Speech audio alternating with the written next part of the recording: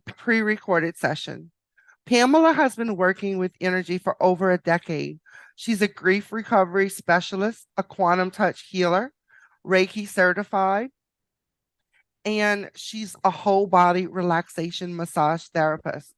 She holds many certifications in energy work. She will magically transform your energy from negative to positive through her upbeat energy transformation process.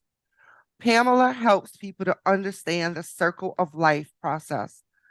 Pamela has dedicated herself to aiding others in their grief process. She herself had a long grief process. And after learning how to cope with her grief, she decided to pass what she'd learned on to helping others. And so now she's certified in helping others with their grief process.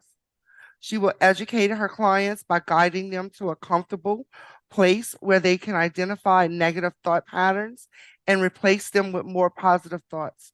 She assists them to help themselves get through this time of their lives by providing a variety of readings utilizing different tools of divination, counseling, and of course, a sense of humor when appropriate.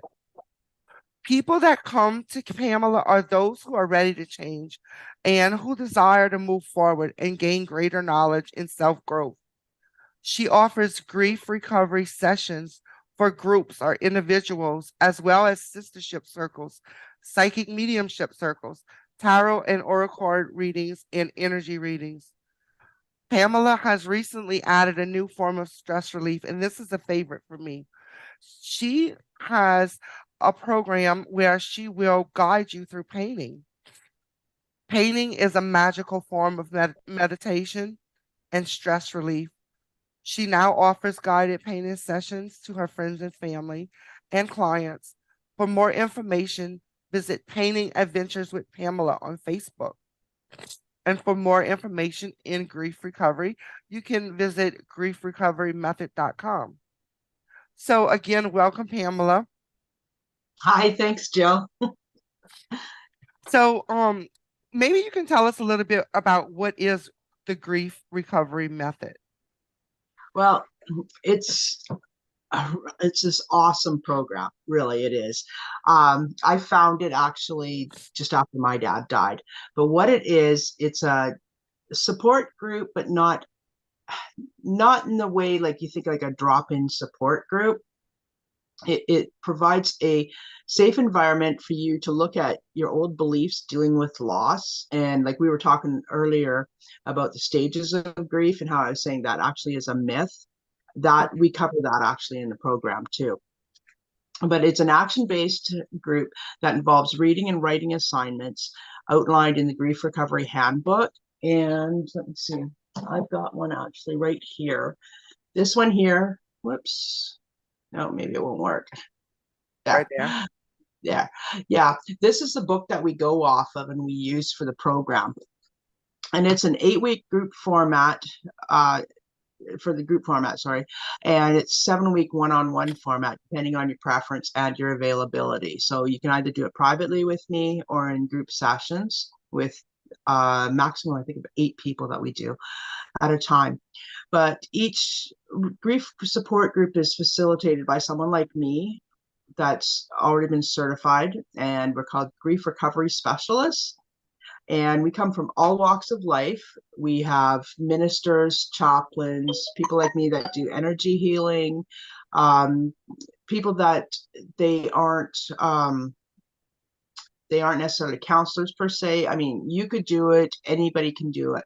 They want to get as many people through the program and teaching it also, so we can spread this word. We actually are pretty well around the world now. I think it's been about 40 years since they started. I have to look back in the book, but I know it's been about 40 years since it actually started. And that How did the grief recovery program get started? it actually started with a fellow named John W. James. He actually he launched himself into the existence of this program because his newborn son died, and he, had actually after, your heart has been broken, right? And especially for men, they don't get to talk about, their grief or a lot of their emotions and that. Right. They But have to be the he was strong trying to one. cope with the loss of the yeah, exactly. So he was trying to cope with the loss the best he could. And he tried using the tools that he was taught as a child, like to, maybe they're in a better place, and all the sayings that we grew up hearing and gets passed down from generation to generation. So he realized that those tools weren't helping his broken heart. So I just want to read you actually a little section, well, might not be too little, from the Grief Recovery Handbook that I can read out to you. First off, it is in 1977, my son died. 2 years earlier, my wife and I had a daughter. Her arrival was the high point of my life. When my wife became pregnant again, I was looking forward to another such experience. About 5 months into the pregnancy, complications set in. When my wife went into premature labor, we raced to the hospital where every possible medical technique was employed to slow or stop the process. She was hooked up to monitoring devices, and for 2 days, we had to listen to a perfectly healthy heartbeat while knowing there was little chance the child would live. All of my life, I had been taught to believe certain things about what my job was as a man, a husband, and a father. I had been taught to believe that it was my job to identify problems and solve them. What I discovered right away was that it did not matter who I knew, what I knew, how much money I had, or how intelligent I was, there was nothing I could do. It was the most frustrating experience I had ever had. Despite all of the medical intervention, our son was born. For the first 8 hours, it appeared that everything would be all right. Then things started to go wrong. Once again, identifying the problem was easy. I could see the problem. He weighed about 2 pounds, had black hair, and was encased in a glass box. But there was nothing I could do but stand and look at all the monitoring equipment and feel impotent. This went on for 2 days. I was trying to help my wife because that was what I had been taught to do. There is nothing wrong with that except in trying to help her, I was not acknowledging my own pain. At the end of the second day, my son just breathed out and never breathed in again. And then he goes on from there. It's, if you can believe this, it started to go downhill from there. The things people said and did were shocking. That my wife and I were unable to talk became apparent. Our relationship began to fall apart immediately. During the next 8 months, I went everywhere, talked to everyone, and read everything that I could get my hands on to help ease the pain. This was the point where I discovered there was little or no help available to deal with the grief. That was the real despair. So John assumed since loss is so common, there'd be plenty of people to help him recover. And he quickly learned that the majority of material that was available to him and grievers focused on the intellect. It was John's heart that was broken and not his head. So over the next 8 months, he read everything he could on grief and loss, and he discovered a process that helped him feel. Yes, your life is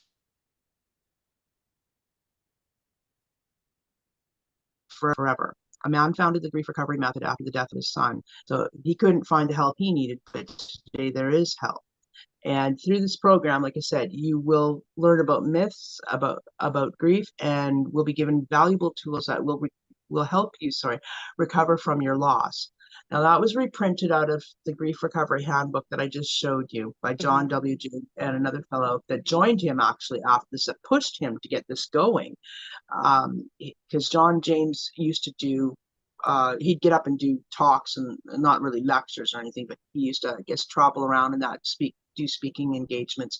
And this fellow, Russ Friedman, had pushed him. He had shown up to one of them and he pushed him, says, like, you've got something here. It really helped him in that. So the biggest thing, like I said, in here is that your heart is broken, not your brain, right? And we're trying to put those two things together, but you've got to deal with your heart, like you got to deal with the emotions. Right. So really that is how this came about.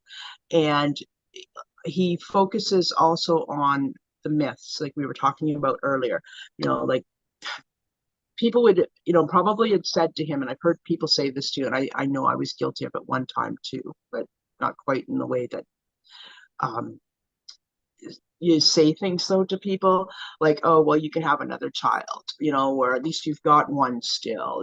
These are things, and we have good intentions. Like, everybody has done this, and I know when I went through the program, I felt so bad, and I remember the instructor saying, "Don't worry about it. You know better now." And I think we're giving you all the tools.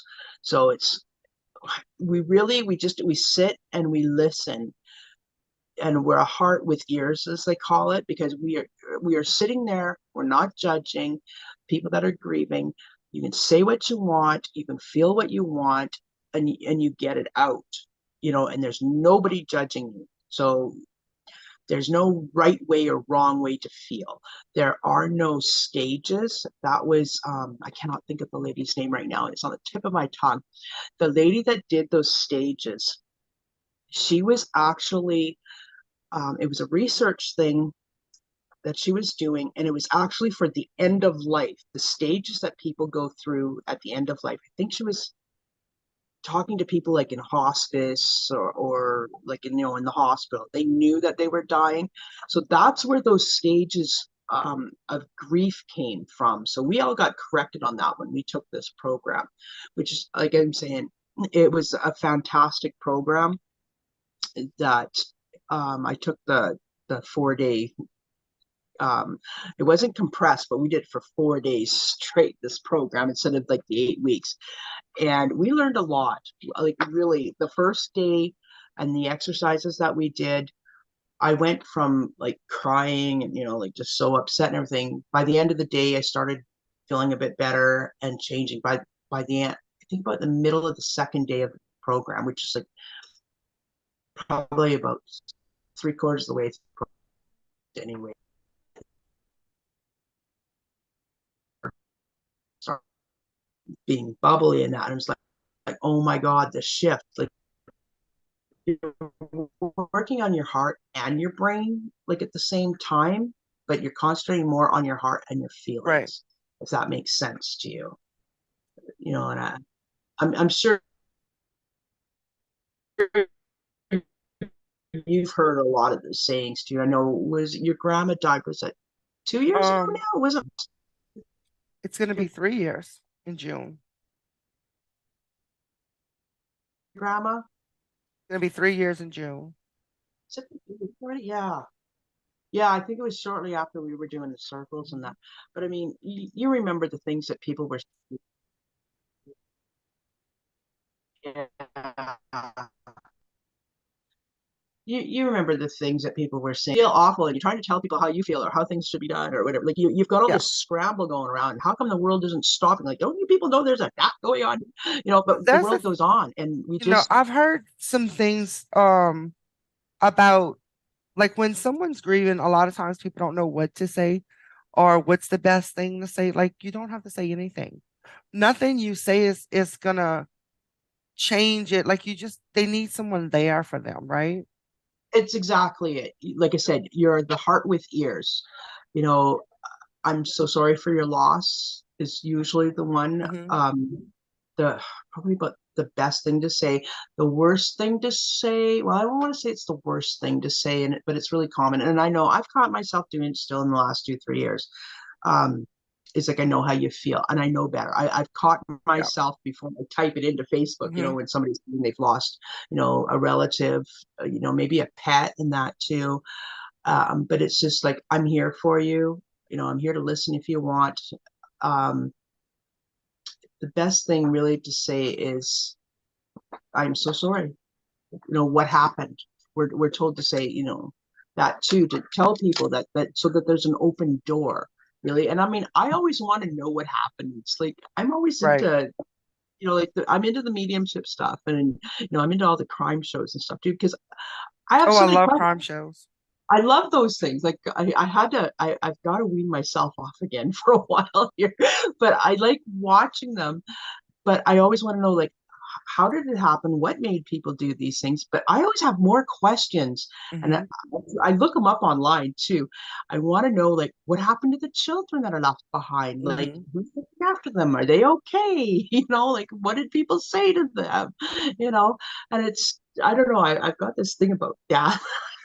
What it is, like, good or bad. Like, lately, we've been going to graveyards doing the find a grave thing.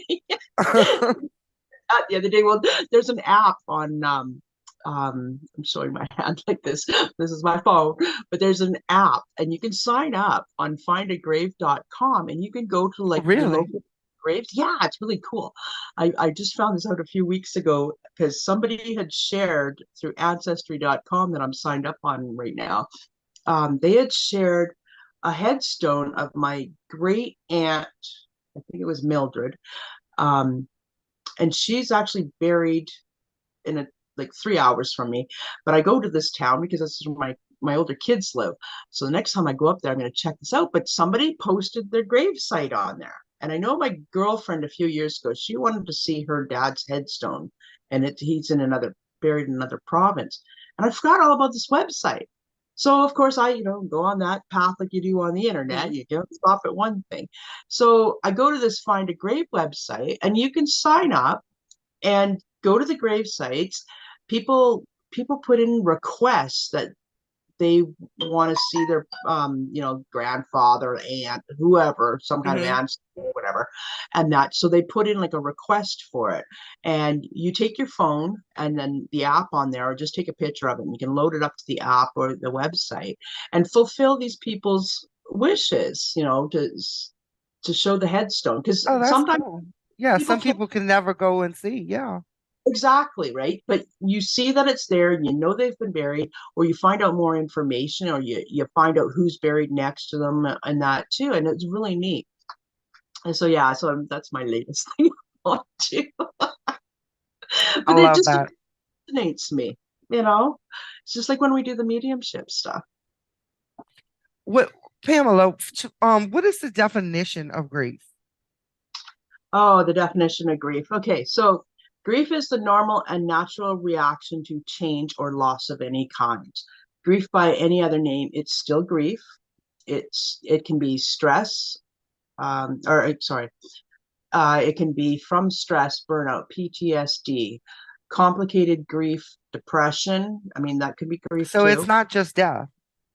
No, it's not. There's actually over, I think we're up to maybe 100 things that cause grief. Um, there's like at least over 60. There's death, there's moving, there could be a child born that um, didn't come out per se as normal. They may have autism, they may be blind, they may have um, learning difficulties, they may be slower, things like that. That is actually, that causes grief too. It's not the way you had expected something, or yeah, mostly like you have the ideas in your mind. It could be your wedding day or something too Hmm. that didn't turn, things like that. um it's also, grief is also the response to a change in or end of any familiar pattern of behavior. It's also about mixed emotions, like I said. It could be graduations. Remember when we left school, whether you graduated or not, school was over, right? Hmm. In grade 20. And how we all get sad, at the end of the I year, still have nightmares about school. I'm yeah, no, serious. yeah, no, I believe you. I mean, there's lots of people that do.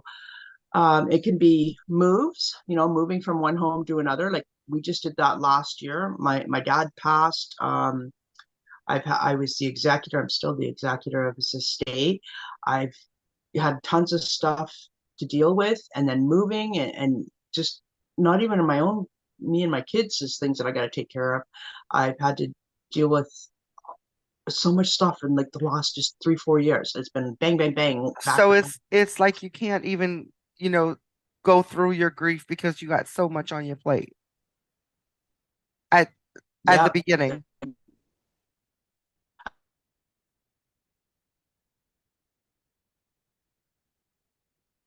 that because I haven't thought about that in a long time. Normally, well, not normally, I should say quite often, people don't get to grieve, and most people don't know how to grieve. There isn't a right way or a wrong way. We're, people that are, or they'll tell us the stages like we talked about. There's also people go back to work right away. Maybe a husband he's lost his wife, goes right back to Mhm. work the next day. Some people don't even take time off. Some don't even get to, but And they and will. it doesn't necessarily mean that they didn't care about the person. It could Exactly. just mainly be an older soul that knows the process and the life circle and accepts it just easier because they knew, they were Yeah, prepared for it. or But they're but or it doesn't mean that they've moved on that fast when someone does that.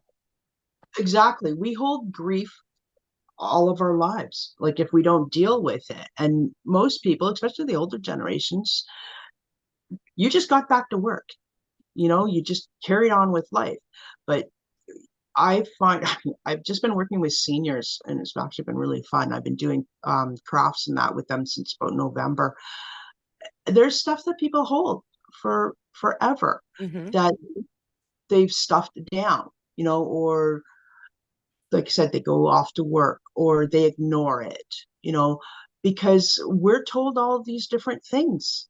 You know, you can think of lots of things. What if people said to you, when your grandma died, or, even when your pet has died, oh, just replace it. Oh, it was just such and such, like it could have been just a rabbit or a dog or whatever. But we, a lot of people don't know how to deal with it, plain and simple. And don't know how to face it Yeah. And because for other for even the people that are not going through grief, if they have a loved one going through grief, they don't know how to deal with that either. yeah, yeah. So yeah, and it's been a really eye-opening program. So And what brought you to the grief recovery method, Pam? the same thing, really, as John James, the author of the book and of the program, and that when my dad passed away, there's only so much you can prepare. Like we knew that he had cancer, and we just didn't know when he was going to pass. He actually had skin cancer, and it had multiplied. It was I can't even think of the proper name. Melanoma. Melanoma is cancer, but it was multiple something melanoma now. And it's like, I think I've been trying to forget it because now it's behind me kind of thing. But we knew that he was going to pass. We had no idea for how long he had to live. So I did the best I could, just taking care of him, looking after him and that, because I was his caregiver. When he did pass, even though somebody's going to pass, I forget what they call that. You think you're bracing yourself, but you really aren't because you Hmm. don't know how you act, react, or what's going to happen when a Right, person. until it actually happens. And I was so disgusted with the hospital. They didn't. Now I find out even some more stuff lately. They know the stages, like of the body, what it's going through, but they won't tell you. Turns out I find out they're not allowed to. But I couldn't find anybody to help me. The information and the help is just not out there. People are few and far between. And I live in a small town here in British Columbia, and the nearest biggest town is about a half hour and then another hour away from that. And there was nobody. There was nobody. The counselors, we do have some counselors here. It's called Desert Sun Counseling Center, anyways. Nobody was equipped. And I'm like, really? Like there was nobody to Yeah. talk to at all. So I know there's a helpline for children, which I have used or whatever myself, and that because parents can phone in. So I didn't phone in or anything for that, but I went online looking to see like, is there books? Is there something? Is there somebody I can talk to? Somewhere, yeah. And this was just it was a few weeks after dad had passed, and it was starting to hit me because I was still on that really focused of what I needed to do, and that for um like to do with his body, the funeral, the cremation, all that stuff. Yeah, I had tunnel vision. After that, I was like, I thought a train had hit me. There was nothing. So they did have a counselor that was willing to come in and talk to me and stuff like that. We met once, and then I think after that he couldn't make the appointment or whatever, and he never called me again. He never like Wow. rescheduled or anything. So I actually had the hospice society had phoned me just a couple days after my dad died, and I thought, oh my god, and I didn't even know what they were phoning for. I was ready to rip a new one off of somebody. Turned out like my dad wasn't part of the hospice at all. He was home right until the last few days before he passed away. I had to take him to the hospital. So this lady from the hospice society had phoned me and we had a good time. She gave me tools to deal with things, and just to keep my head above water, right? And they only are supposed to phone like once or twice after somebody's passed away to see, the condolences and see how you're doing, if you need any help, kind of thing. She was great. So I finally found a couple of things online. I think this grief recovery method was actually the second thing that I found. I went to their website and I read everything. I watched every single testimonial they had people doing videos on. I went, oh my God, I can relate. They had people that their fathers had passed, or their mothers had passed, or their children had passed, or their pet had passed, Mhm. or maybe it was a relationship, they've gone through the divorce and stuff like that, because you grieve over that, right? Right, you Or do. a friendship. So yeah, so that's how I found this. And it was actually supposed to be an in-person program, and I wasn't able to do it because this was back in 2019, but COVID hit, and COVID actually was the best thing that had happened to me right at that point, because they turned this program into being online. And that, so when I Oh, took, I didn't have to go anywhere. I didn't have to fly somewhere because there was nowhere close. They have lots of people teaching it in Canada, but they're not close. Like it's a few hour plane ride away. So it worked out the best. And then um, I get to do this in person, or I can do this online. So I'm actually a certified advanced specialist for this, because so you there's offer both. yeah, I do. I offer in person, like face to face, or online, like the way you and I are talking on Zoom. I can do it through Zoom and that, or I can do group sessions, either in person or online again. And So that, so the yeah, are so my next question was, what are the grief programs that you offer? Are those the only two you offer? no, I offer um how to HLWC. They always do it short form for me. I keep thinking of it that way. So I offer the pet loss program, okay, because that affects people too, right? Yeah. And Like it's getting pets are more. like your children. Well, it is for a lot of people. You hear people saying, they're their mom or their dad to their animals. But I do help children with loss is another program, and those are both in person, like one on one, or online. Um, program with me. I can do a session, a private, safe space, and nobody's listening in. Whatever you want. It's just like being at the counselor's office. Whatever's said in the program stays in the program. And same with if we do it with group sessions, that you get partnered up Right. with actually yet maybe two or three other people besides yourself, and you work on the sections. Yeah. So So you yeah, offer those are the ones one-on-one that and the group? help children. Yeah, yeah. And the help children with loss is actually a 4-week program, and I don't actually work with children. It's for Okay. parents or teachers Who or have foster lost children. Right. um, counselors, anybody who works with children. You could be a daycare provider, an aunt or an uncle or whatever. They don't have to be your children, but I only work with the adults. and then they Someone can, that's experiencing the loss of a child. yeah, yeah. Well, it's not the loss of the child, it's children who are going through loss or have gone through loss. Like maybe they've lost a parent, maybe they've moved, and they're not doing well with it, or Hmm. any of the losses that I was talking about earlier. So that, and then, oh, and the pet loss one I want to say too, it's a 6-week program. So each of them are different set amount of times. Okay. So the main one is 7 or 8 weeks, depending on which approach we take. Either So one. if so you hold your sessions on Zoom, and if someone was to come for an in-person session, where would you hold that session? I can't hold it at my home, but I would have to do like in-person sessions. Like we could maybe use the library, or I could get office space somewhere, or even at a church or something would be Hmm. another thing actually that I could set up. Yeah. Okay.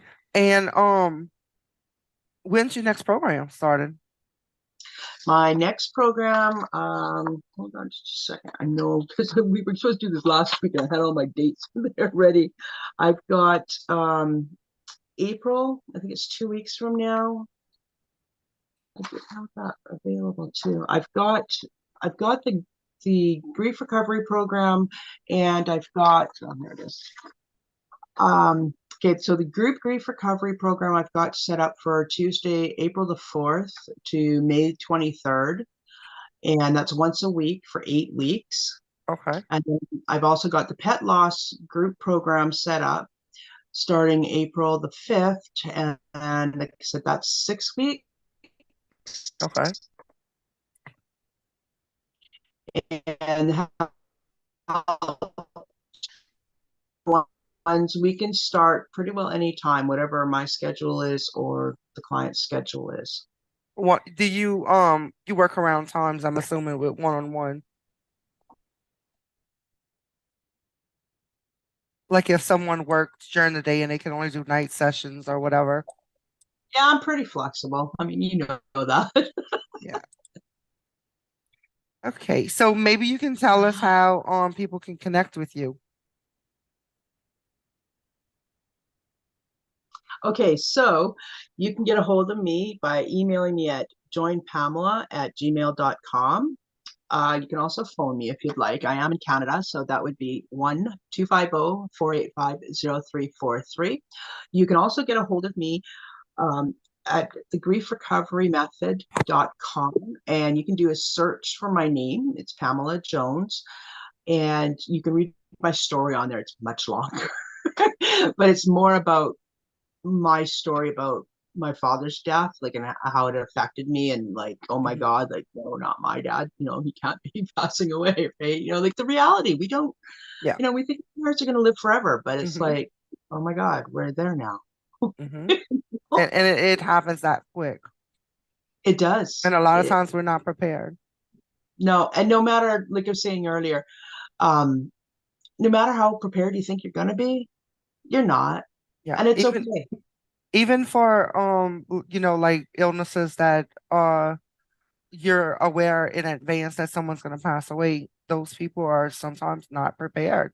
Even it's not just the people that couldn't say goodbye, even the people that can say goodbye, that are there to say goodbye, sometimes need a little help.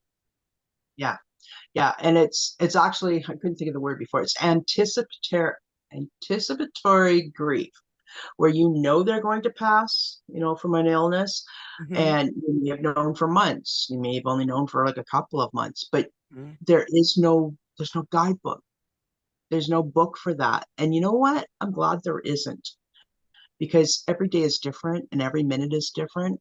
Right. And you try to be in the moment with the person at the time, and just go with them on their journey. Because that's what I learned with my dad way before we even knew he was sick. Because my dad was a stubborn bugger, and that's how I think he got through this illness for as long as he did. He fought it. I guess he did fight it, but he was a fighter anyways for everything.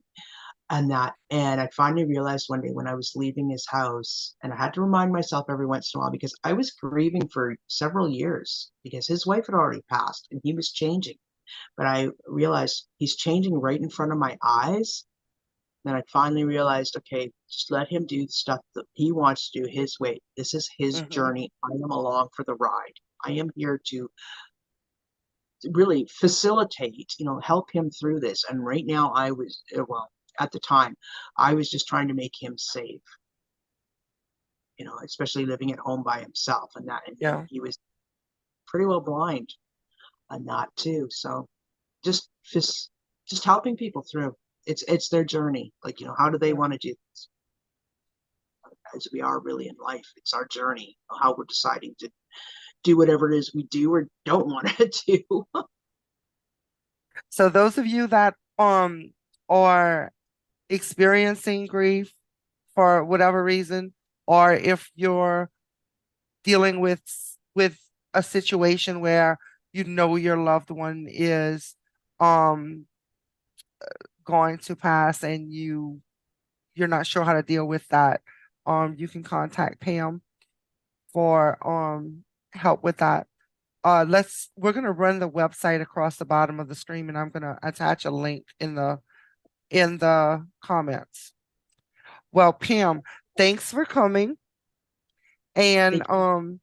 we will catch back up with you at a later date after you get more established with the painting side of it because I'm really interested in that. Before we go, you want to explain a little bit about how that became? Oh, well, the painting actually, I don't know, I probably should have started 20 years ago. I know I bought this stuff, but I started doing this, what, 2, 3 years ago now? I think, well, it must have been 2 years ago. Anyways, COVID was going on and people were at home. And I know there was some people local, they kept advertising about, on Facebook and everybody had to stay home, right? Well, I was going through doing all the executor stuff and it's the hurry up and wait thing that I had to deal with a lot of stuff. So finally I picked up a brush. I had some paints and brushes at home and I started watching a couple of tutorials and I thought, oh my God, my mind was off of the grief for a change. Okay. Mm-hmm. All of the stuff I had to do and the house falling apart and all the renovation stuff I had coming ahead of me that I had to do, not knowing where to start. Oh my God. I think the first painting, I've got it downstairs and it was of grass and I think it was lavender or something, hyacinths or something. I don't know one plant from another half the time. Anyways, it was so calming. I was there for like about an hour and a half. I was like, oh my God, I want to do another one. It was such a form of meditation. You forget about everything. Mm-hmm. Like confidence. I'm sorry about that phone. Nobody usually phones at home. Actually, pause it. Can you pause the recording? Mm-hmm. Okay. So yeah, so the doing the paintings and that you're in your own zone. And I was getting my confidence back after just so much crap happened like all at once and that, but it's you go into your own zone where nothing can bother you. People could be talking to you or around you, but Mm-hmm. whatever, like whatever. And it builds your confidence up when you show that picture, or just look at it yourself and that and go, wow, I did that. Really? And Like, for those of you who are right now saying to yourself, "Oh, I'm not an artist, I can't paint," Pamela walks you through the steps of painting. She has specific pictures that she'll show you, and you can pick from one, or you can ask to have a specific one designed, right? yeah, and don't tell me that I can't even draw stick pictures because I used to say that too 2 years ago. And the tutorials that I've taken, I know a friend of mine, I was showing her how to do leaner boards. Like, I didn't know what a leaner board was, or like those porch leaners. I guess it's a big thing in the South, right? In the Texas. Mhm. Well, now I'm seeing them pop up around here in Canada, around my small town too. And I'm trying to show her how to do this stuff, and she's getting frustrated. And I'm going, honest, it's I guess I just have had some really good teachers that I have found, but I'm trying Mhm. to show you without doing it for you because she wanted me to do it for her. And we weren't even really doing pictures. We were doing stencils, and then I was showing her how to make some Christmas ornaments on there, right? Which is a circle with a rectangle on top of it. I'm like, if I can do this, like you can too, because I couldn't draw before. So I've taken last year drawing classes. It was, I think, it was a 5 day event where you find the shapes and everything, Mhm. and then nice little lines and stuff in there. I mean, I can show you how to do this stuff. It is so easy. And actually, I was just thinking if I can figure out, I don't know if I can do this while we're on here, but if I take myself off of the blurry background, give me just a sec. There. See that picture? I finally just finished it. There's supposed to be a deer right there. Let's see. Can you see it? Mhm. Okay, hold on. I've got, I don't know why it's doing that. Ah, there we go. All of this It's technology. beautiful. And this one, So how long does the session take?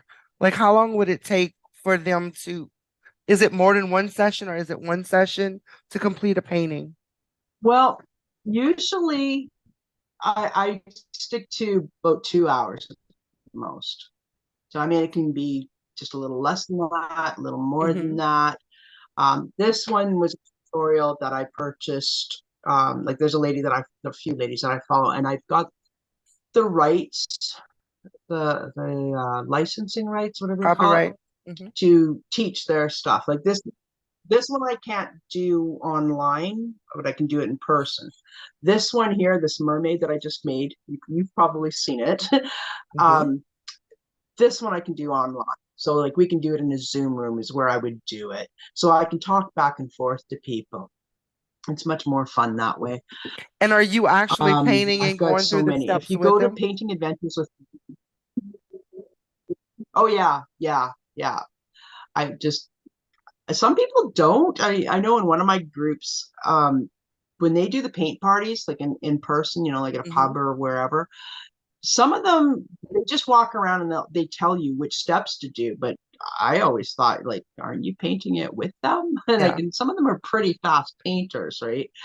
And that, but yeah, I try and keep them to about 2 hours, maybe an hour and a half, depending on how complicated. And really, that some of the pictures that you've seen of mine, they look complicated. Well, there are a couple that I almost threw out, like that deer one that I did.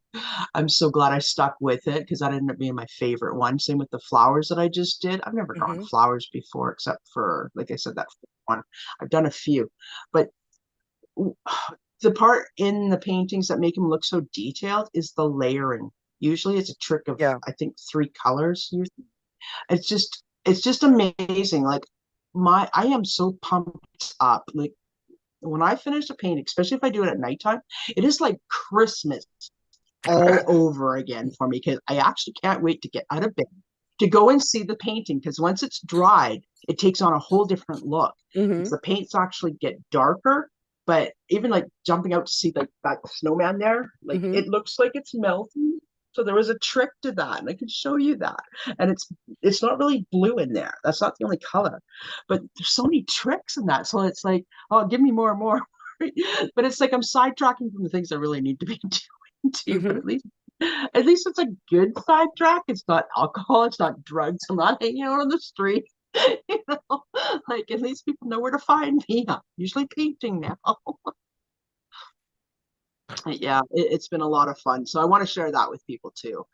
It's And is that amazing. done in a group as well? Yeah, yeah, yeah.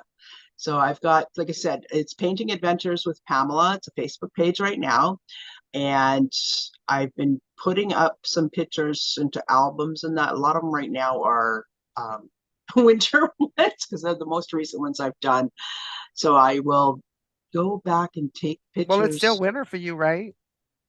No, we started a week ago Monday. It's spring, and the weeds are going to be popping up soon. And then I don't want spring and summer to come because it is so hot up here. Oh It's we gosh. But Yeah, don't I you live. have snow in the winter? Yeah, we had lots this year, which was And great you because I'm living. rather have snow? You know what? Normally I can't stand the snow, but this winter I figured, you know what? I've been going like crazy for the last 3, 4 years. I'm doing what it's like. If I don't have to leave the house, I am not leaving the house. And I didn't. After about 3 weeks, so I think I better leave the house. I think I need to go to the grocery store or something. And I actually didn't even. I just put pajama pants on, walked around those all day, and I don't usually do that. Like, oh, it's snowing out. Oh, like the roads are terrible. Oh, good. I don't have to clothes.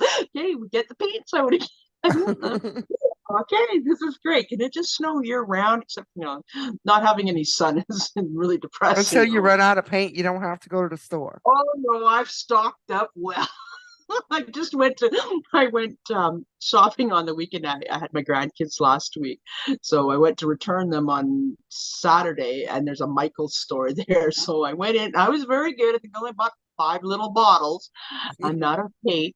I think I've got everything plus more. I have the paints by the names that in some of my tutorials and that because some of them, like I said, I purchased them or whatever, and they've got instructions and that there in the supply list. And I actually have the paints that they have on the supply list now, and I think the paint. So it's like, yeah, we better stop now because the kids are getting mad at me, going, "Mom, you've got enough." Yeah, I know. Just like the So tarot you card. supplied everyone with a supply list of what they need should they book Yeah, a, and yeah. how many, is there a minimum to the party amount of people? For online, no, no. There's however many people want to get together. We can do like private parties. Like say if you and some friends want to get together to do a party, I can do that for you online. I'm going to post once I get a calendar up going here. I'm gonna do at least 1 or 2 a month. There's so many paintings I want to teach and show you guys how to do. Is it by the person that you charge or by the party? How does that work? It's by the person. Online, usually $15 per person. Okay. In person, it would be $35 a person. Okay. And Less. in person, you have the supplies though. That's why, right?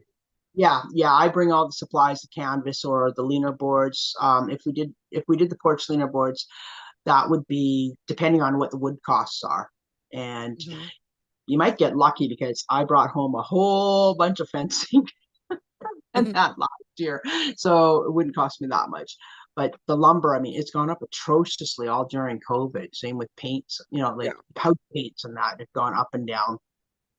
But yeah, I would supply everything like your tracers, even if it's online. I would send you out the tracer, the supply list, and yeah, we'd have fun for a couple of hours, Huh? laugh and talk. And if you want to have something to sip on, go ahead. It doesn't have to be coffee or tea. Cool. Well, thank you so much for coming and joining me tonight. Um, we're gonna put your information, your contact information in the comments, and I'm sure we're gonna find a way to run it across the screen when we're done. Sounds good. Awesome. So, Thank you for having me. all right, so we're gonna wrap it up, and thanks for joining us for Live with Jill and Frank. We will see you again. Well, I'm not gonna say the date because I don't know when this is gonna air. So I'm gonna leave that blank, but we're here every other Tuesday and Thursday alternating. Good night, everyone. Good night. Thanks for having me.